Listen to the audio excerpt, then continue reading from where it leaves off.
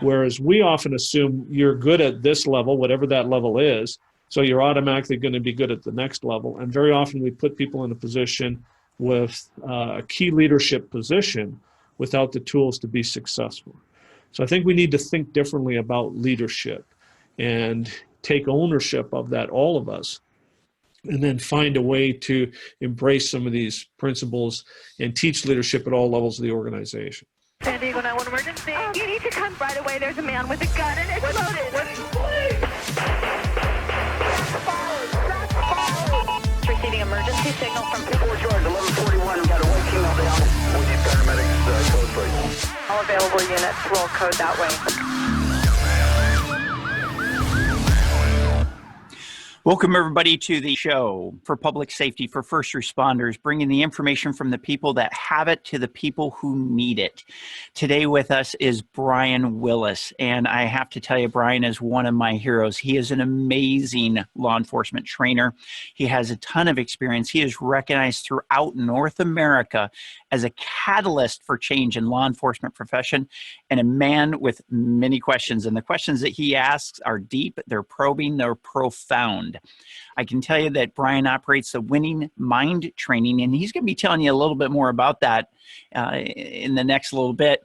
And it's a company that's dedicated to help men and women of law enforcement. And Brian, I love the phrase that you use, embrace the suck. And he also teaches people to focus on what's important and dare to be great. Brian, I tell you what, Brian always raises the bar high for not only people in public safety, but especially as trainers. So Brian, welcome to the show. Thanks, Kerry. I appreciate the opportunity to be here. Well, it is truly an honor to have you here. So thanks for taking the time to be with us and for sharing your wisdom. And Brian, let's jump right into training. I'm curious, tell me about what problems, what situations, what challenges are you dealing right now in the area of training?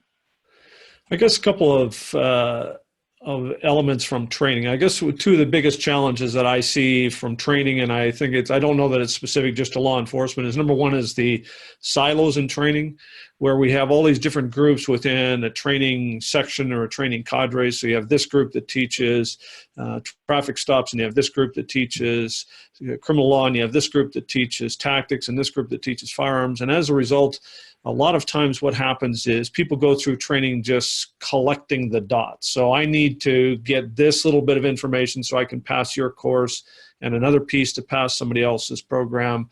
But we don't do a good enough job of connecting the dots. We need to break down those silos so we understand what everybody else is teaching, so that I can reinforce in my class what you're teaching in your class, and you're going to reinforce what other people are teaching.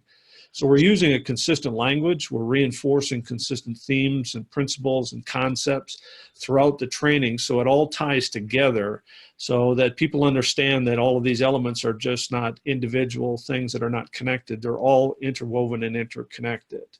And I guess the other big challenge I see is that I don't think we do a good enough job of ensuring that we get a return on investment for training.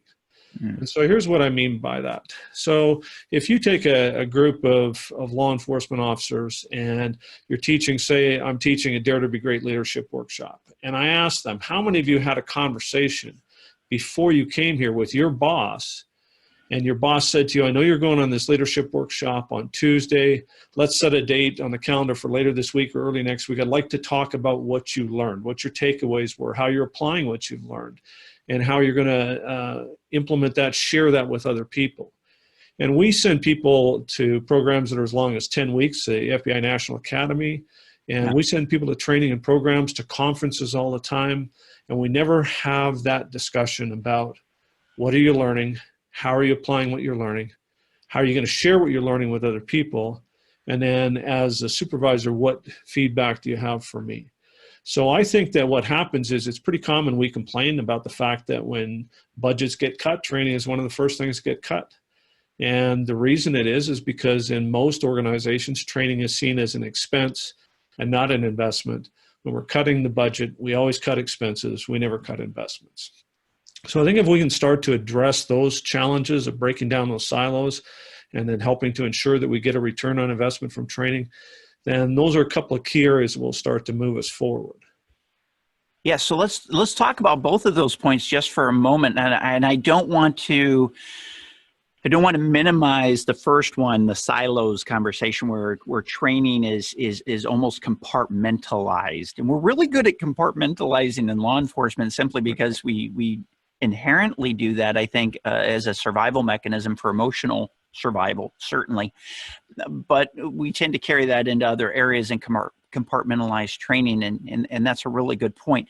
But I really want to jump to your second point first, because I think it's an issue facing law enforcement. And as we look at the uncertainty of budgets moving forward, I agree with you that training is almost always first cut. I just went through an exercise with one of my clients. It was kind of interesting. This was a business, and they actually had done, prior to any budget cuts being mentioned, a survey for customer satisfaction in their business that showed representatives who had been trained and what the customer satisfaction results were, and then after the training, what the customer satisfaction results were. And they actually came to them and they were going to cut the program. And when they showed them, hey, here's the ROI, the return on investment by doing this training, customer satisfaction is so much more. They not only did not get their budget cut, they got their budget increased. So the client was super happy that we had laid that groundwork in advance. And in essence, what I'm hearing you say is kind of having that same conversation. When you show that return on investment before any budget cut conversations come up, you might be able to prevent that from happening. Is that what I'm hearing you say? Yes, I think if we can start to engage in activities to make sure that we're gaining value from the training that people are attending. So you and I are both members of ILETA, the International Law Enforcement Educators and Trainers Association. So let's look at that. So if I'm your boss and you're going to go to ILETA and we as an organization are going to pay for you to go, the conversation you and I should have before you go is, okay, Carrie, I've had a look at the schedule of classes. Here's 2 or 3 classes during that week that I think speak directly to challenges that we're facing as an organization. Now, you can select the rest of the classes that you want to go to during that week. But here's what we're going to do is we're going to put some dates on the calendar for when you get back, and we're going to sit down and we're going to talk about your 2 or 3 greatest takeaways from every class that you went to, and at least 2 action steps from every class that you went to. What actions are you going to take? What actions can we as an organization take to implement that? And now when that happens, when you're at the conference, you're more engaged because you know that you're going to have that conversation with me. You're going to spend time during the week in reflection and active retrieval, which the research says will help to make the learning stick for you as the participant. Now, when you explain it to me afterwards and explain it to your peers, it's going to reinforce that learning for you and start to share that learning. Now what happens is we start to see changes in the organization, improvements in our training as a result of you attending that training program. If we start to do that with everything, with all of the courses, all of the conferences, all of the workshops, now we start to see change. Now we start to see conversations. Now we're engaged in conversations about, well, okay, how does that apply? How do we take that and apply it over in this area here? And then we start to see improvements. And now people are talking about the improvements in the training, the new things that we're doing. We're seeing some of those benefits. Our people are more engaged because it's not just the same old, same old. When we're going to training, people are engaged at the training and we're engaged in conversations when we get back. So I think we really start to create a culture of learning. Yeah. And which is, sometimes we use that term, but I don't think we necessarily have that as a culture. So I think then we start to see the returns, because the more engaging the training is, as you well know, as your specialty in getting people engaged in training, the more engaging the training is, the more people want more, the more they're going to talk about it, and the more they're going to retain and use what they've learned. So I just think there's so many benefits when we start asking, what is the return that we're getting on this, and how can we get a greater return on the training that people are attending? Yeah, absolutely. And what you just gave, and I really want to make sure that everybody hears this, is you just gave a model for a supervisor to have a conversation. You just gave a supervisor, whether it's a lieutenant talking to a training lieutenant talking to anybody who's going to a training, or a sergeant talking to their officers or deputies, you just gave them the script for what to be able to say during this conversation and what to ask for. And you suggested, and I thought it was brilliant, you're asking for 2 things, 2 takeaways, 2 action steps. That's it. That's pretty simple. Yet that engagement for that officer, for that deputy, that student sitting in the classroom is now going to be completely different.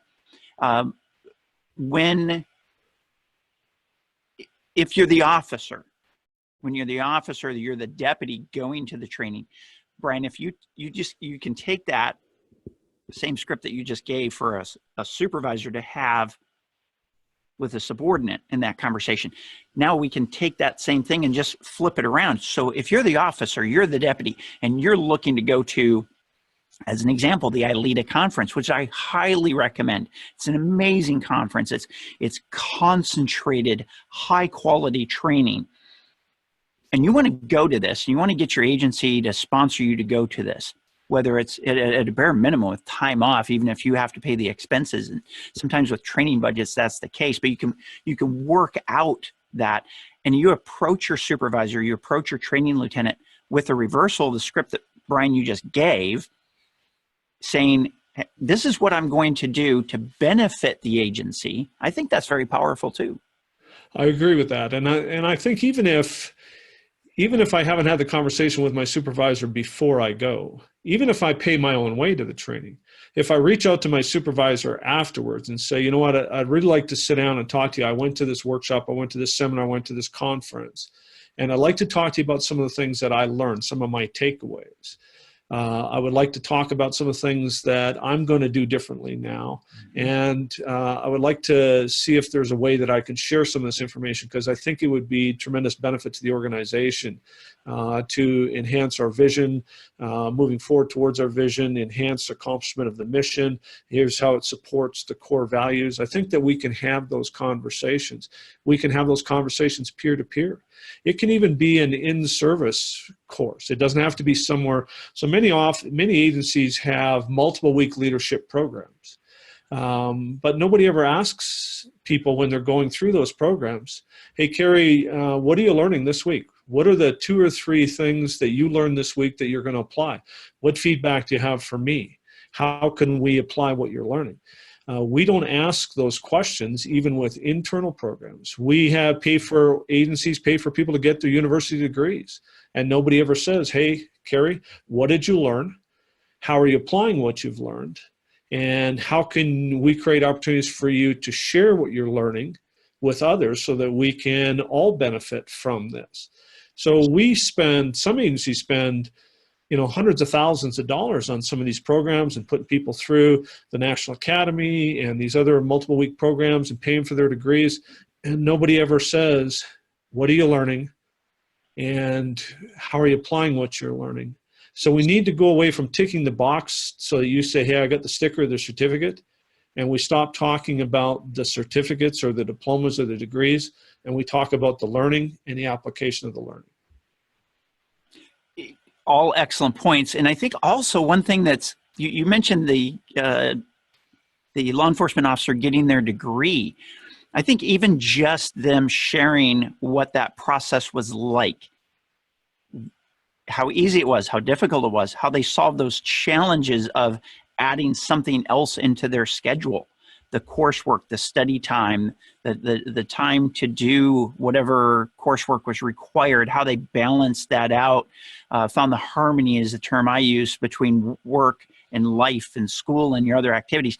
How they managed to do that can be very inspirational to other people who are thinking about it and think, man, this is overwhelming. Wait a second.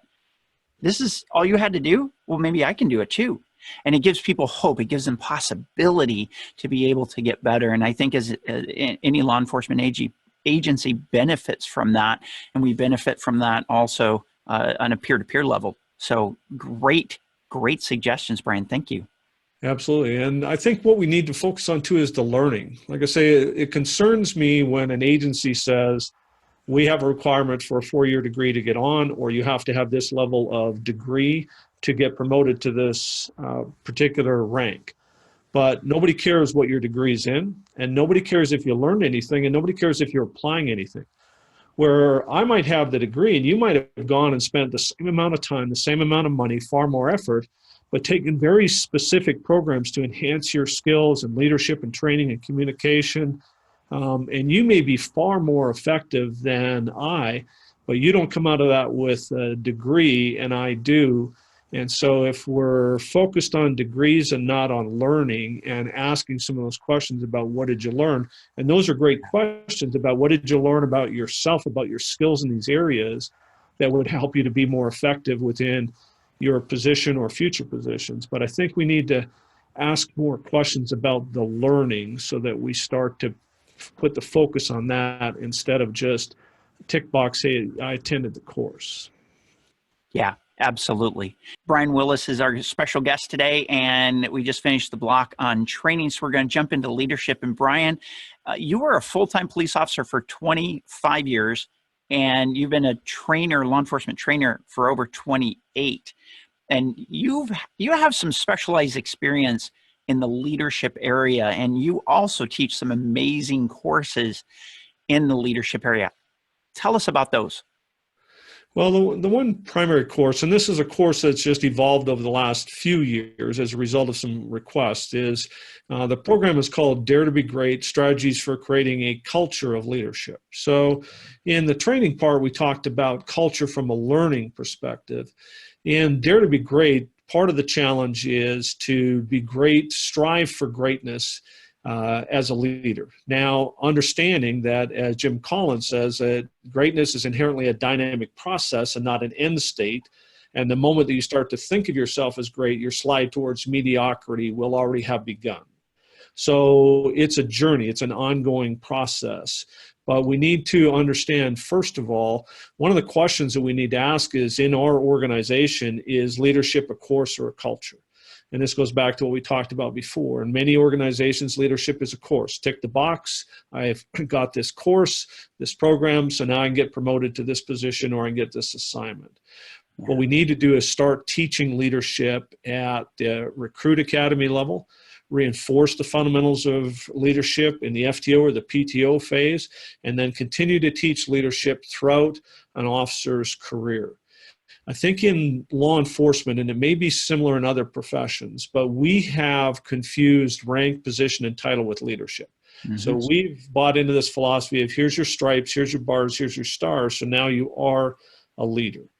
Rank, position, and title never make you a leader. Leadership is about action, it's about interaction, it's about how you treat people. But what we need to understand is that everybody in an organization is in a position to lead. The question is, do they choose to do so? And have we given them the skills and the permission and a realization that they're in that position? Yeah. So for a law enforcement agency, as you well know, the face of that organization is not the chief or the sheriff or the colonel. It's not the executive level. It's the patrol officer, the constable, the deputy, the trooper that the average citizen interacts with on a day-to-day basis. Yeah. And the average constable or deputy or trooper is in command and control of 98 or 99% of all the calls that they'll ever handle at that rank. So they're in a command and control and leadership position right from the start of their career. And so we need to teach them the principles to allow them to be successful, and then make sure we give them the leadership skills before they move to the next position. And the analogy I often use is I've talked to a number of people in the military who said, I'm up for promotion to this rank.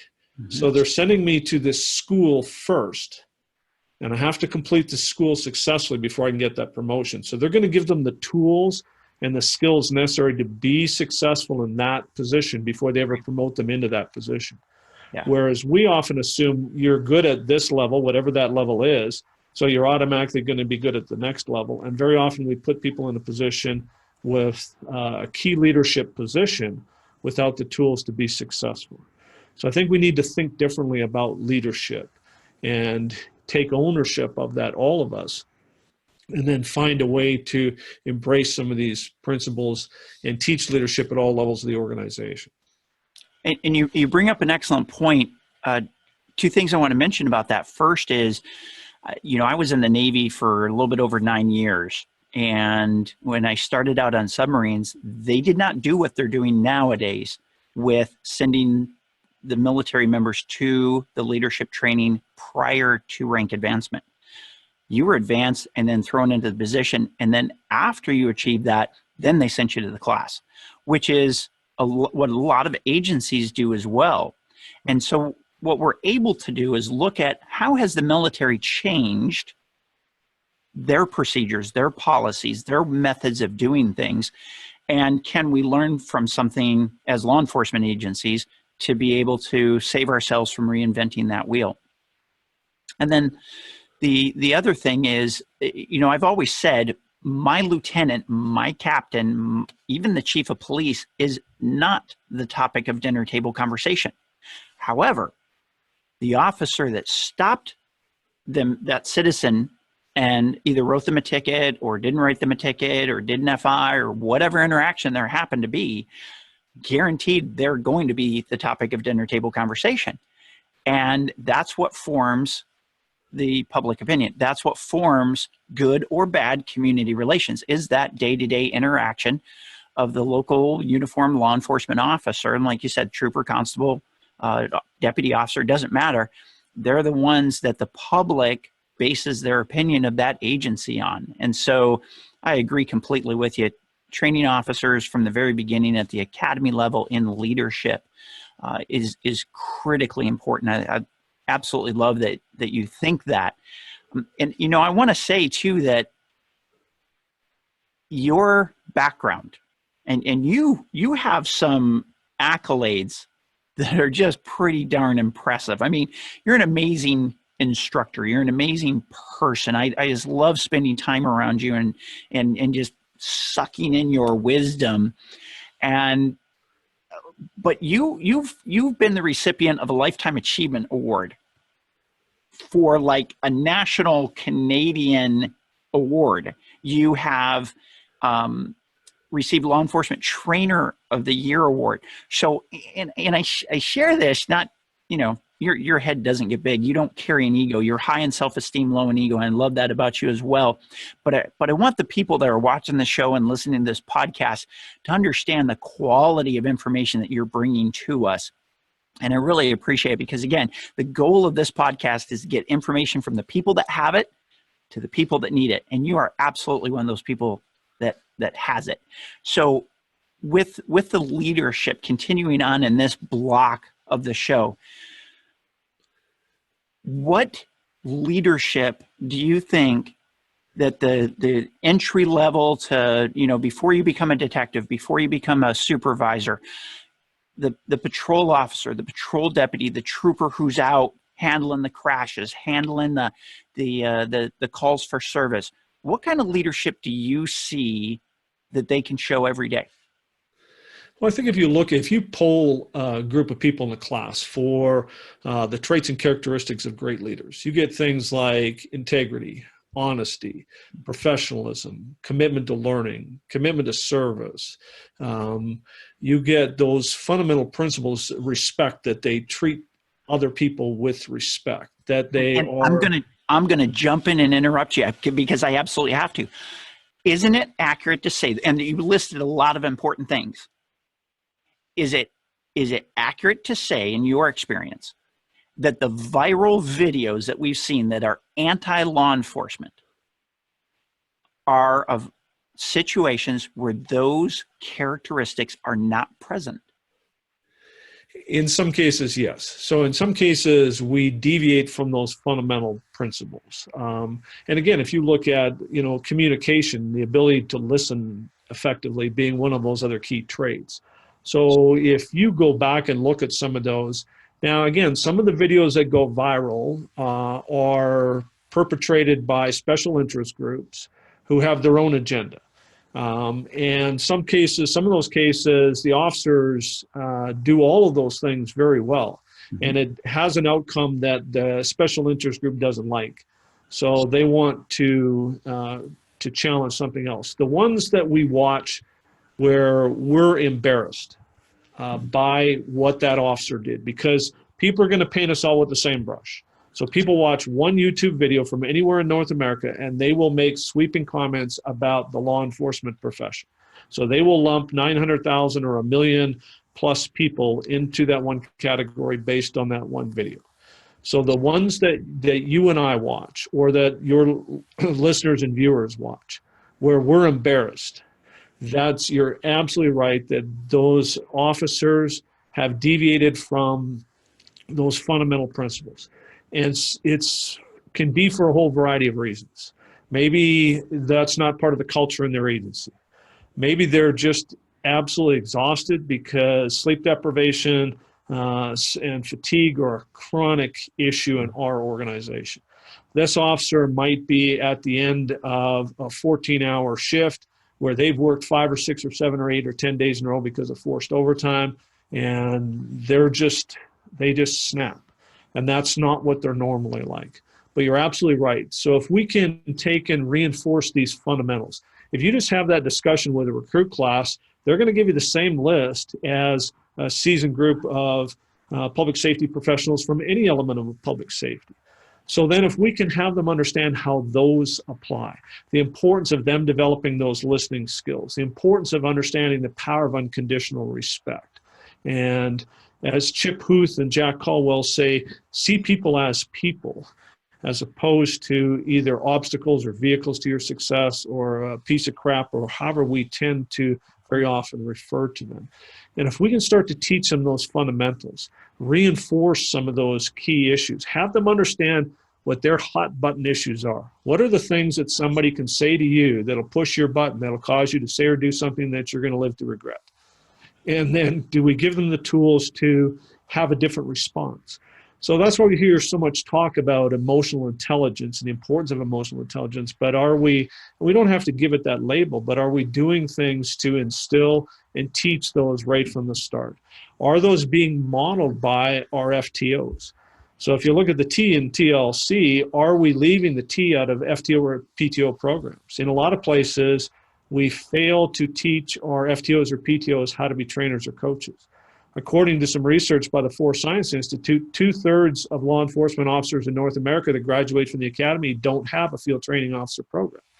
So there's a huge gap there. But the ones that do, are we teaching them to be trainers and coaches, or are we teaching them to be tick box people? Right. So, and then it's a matter of reinforcing those, and then having people, before you get promoted to the rank of sergeants, having you understand how to apply those fundamental principles. Do we talk about the core values of the organization at the recruit level and at all levels, so people understand that that's part of that culture of leadership? The average person in North America, officer, trooper, deputy, constable, or dispatcher, or corrections officer, you ask them what the core values of their organization are, and they can't tell you because nobody talks about it.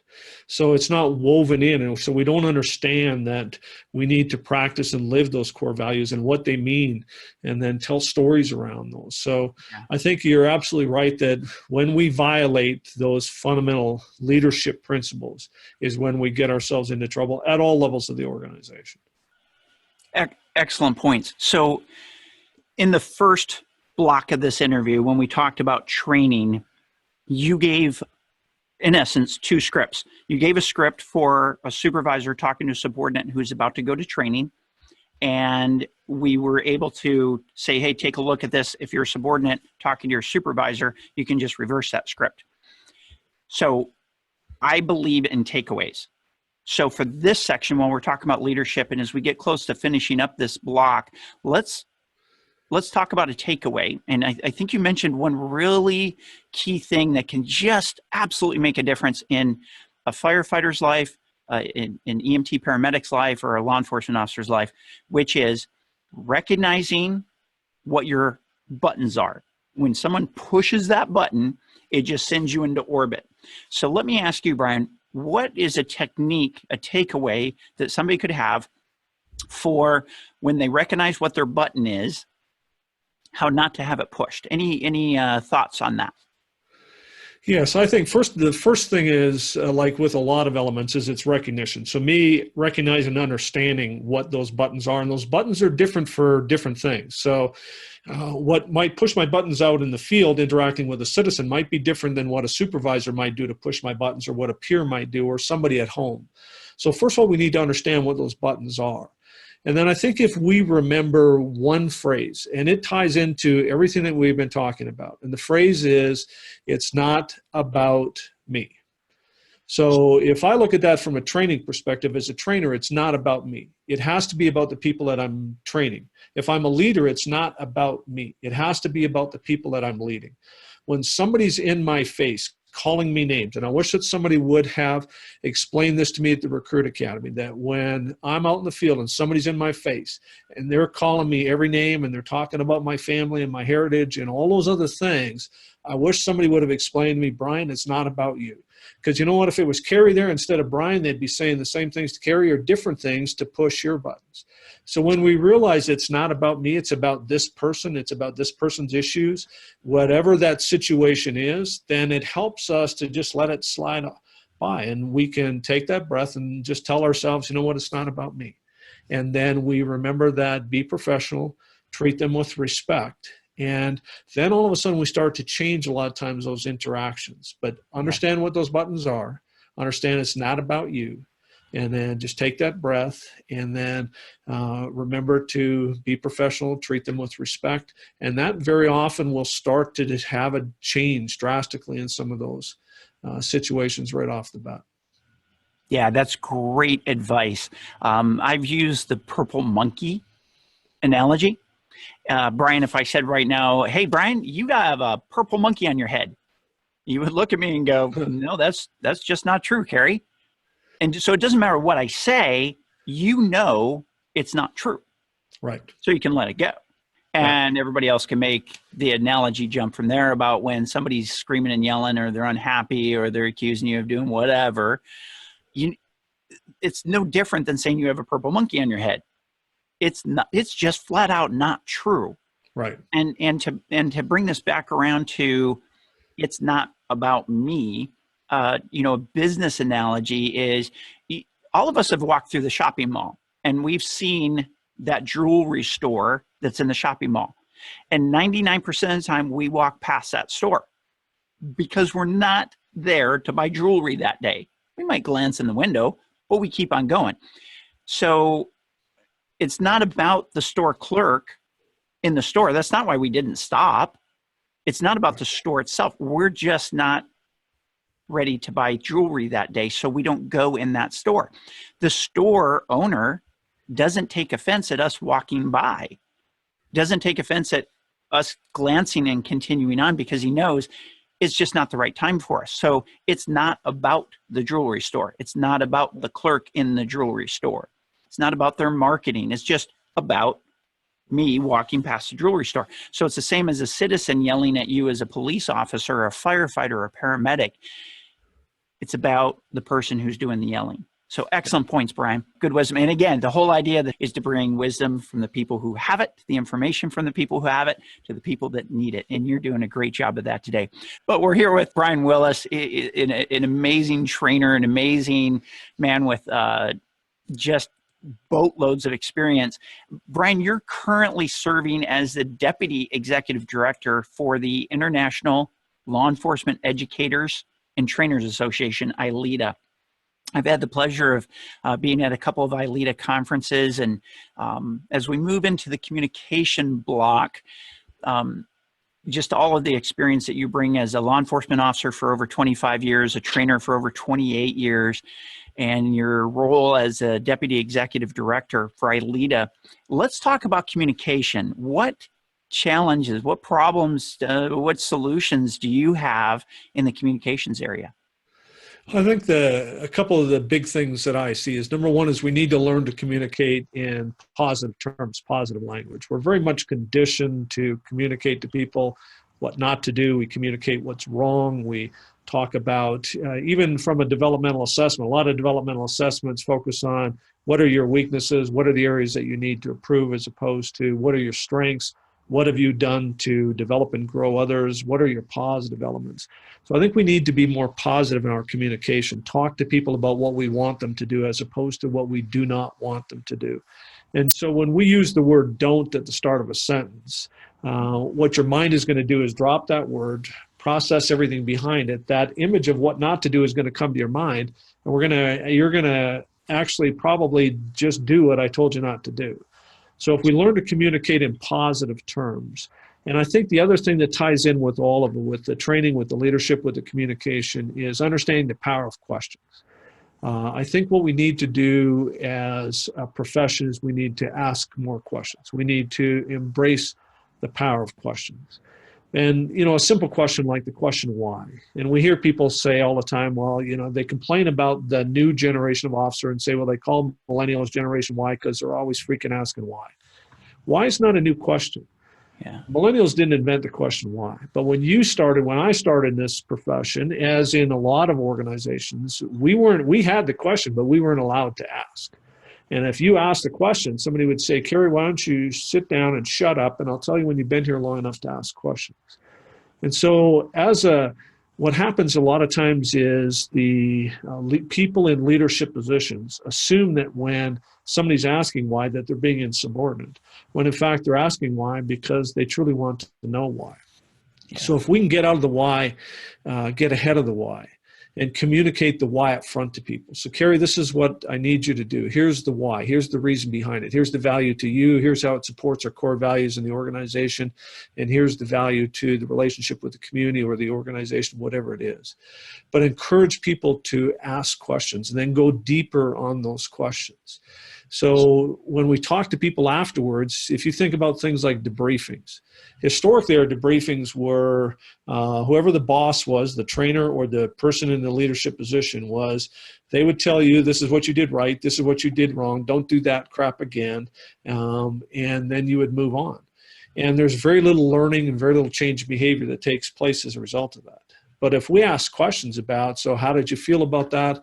What did you think went well? What did you learn from that experience? If you were to do this or we were to do this again differently next time, what would you do differently next time? What are some other options?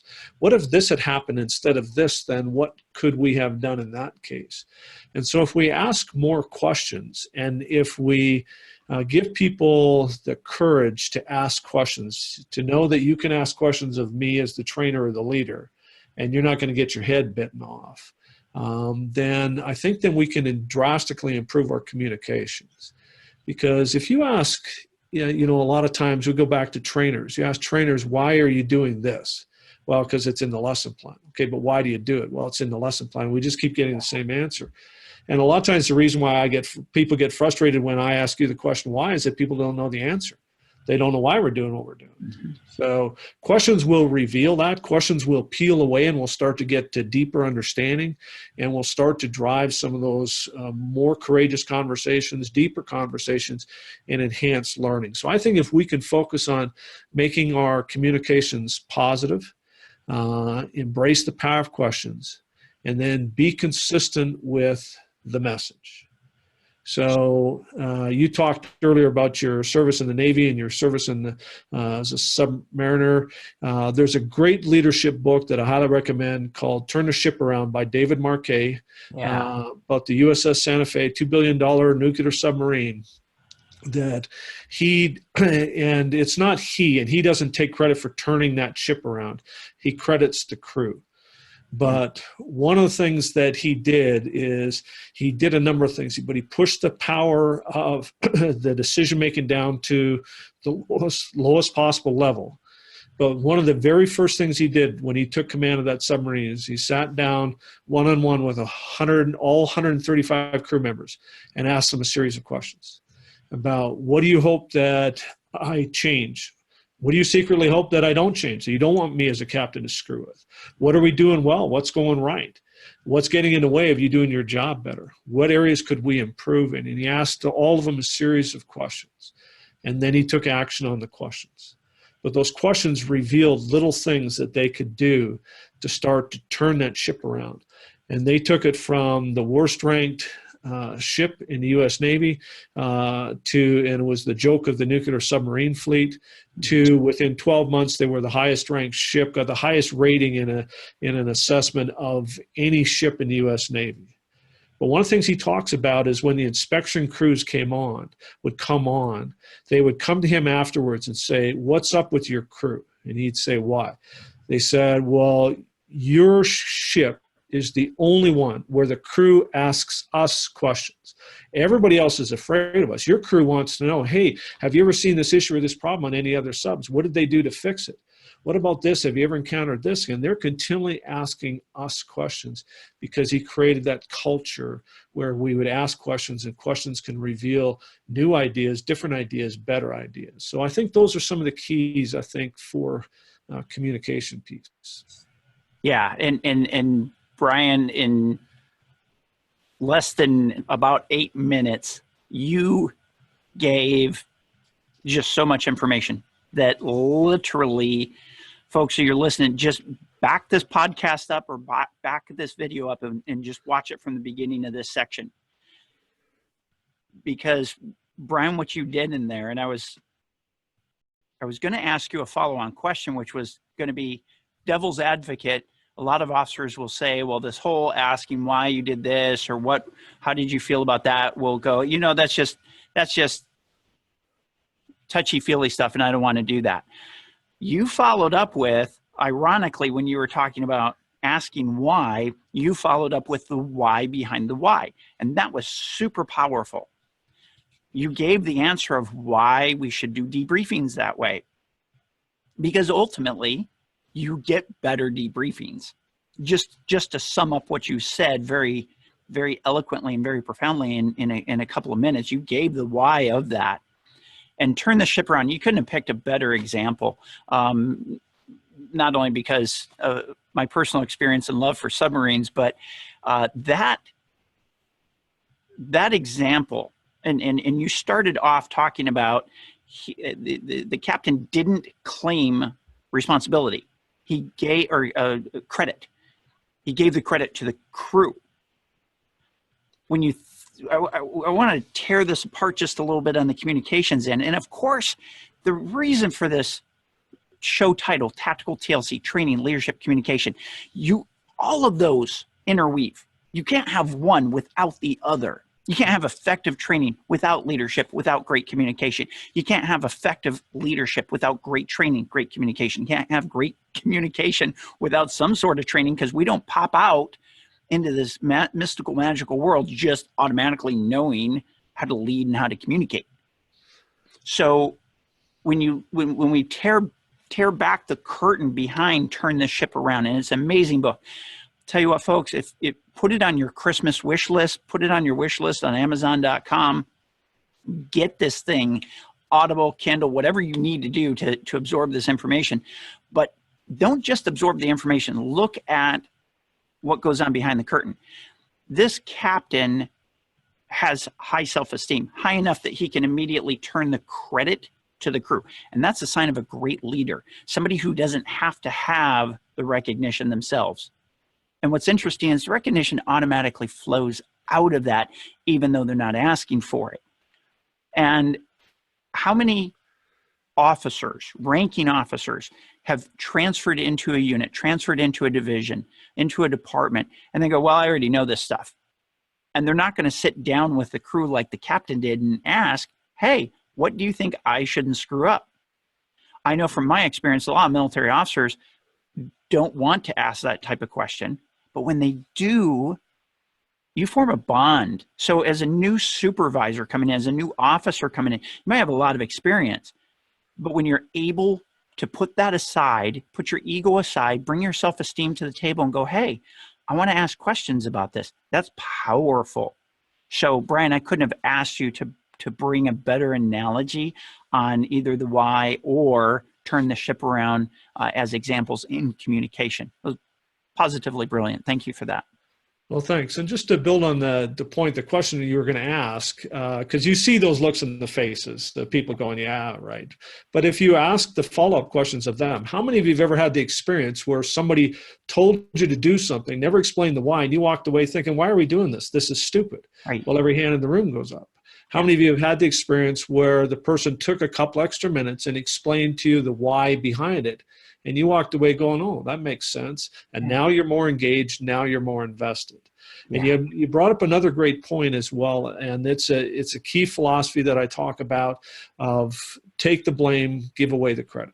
When something goes wrong, stand up and own it. Now, as a leader, even if you had no piece in it, it's somebody in your squad, your team, your division, your district, your agency, stand up and own it. And say, I'm the supervisor here, I'm the boss here, I'll take responsibility for this. Now, you're going to address it, you're going to find out what happened, why it happened, and you're going to take steps to make sure that we don't make that mistake again. But take the blame. And when things go well, give away the credit. And give away the credit in all directions. So what I mean by that is very often so maybe I'm your supervisor and I'm the captain, and you always have a hard time getting anything approved by me, that one captain who never wants to sign off on anything. And they finally sign off on this project and you roll it out. And when it's successful, you're giving away the credit to your team and to the people, and everybody's coming to you and say, Kerry, that was such an amazing initiative. What we very often fail to do is say, you know what, you're absolutely right, but you know what, it took the captain or the lieutenant or the major or the chief to sign off on it. They showed a lot of courage because if it didn't go well, it's going to stick to them initially. Yeah. But they had the courage to sign off. I'd really appreciate if you take 5 minutes, send them an email, tell them how much you appreciate their courage, how much you appreciate their leadership for signing off on that and what a great initiative it was. And now the next time you go to that captain or whoever it is, you're going to have a far easier time in getting that approval. But then it starts to model that behavior for the people that you're leading, that when they screw up, they'll stand up and own up, as opposed to deny, demand proof, and point the fingers of blame. Because we create that culture where everybody takes ownership for their decisions, their choices, their actions. And then it just helps to create those cultures of leadership and the cultures of learning in the organization, because we're learning from our mistakes, from our experiences. Yeah. God, Brian, I feel like a bobblehead doll. I'm just sitting here going, yes, yes, yes.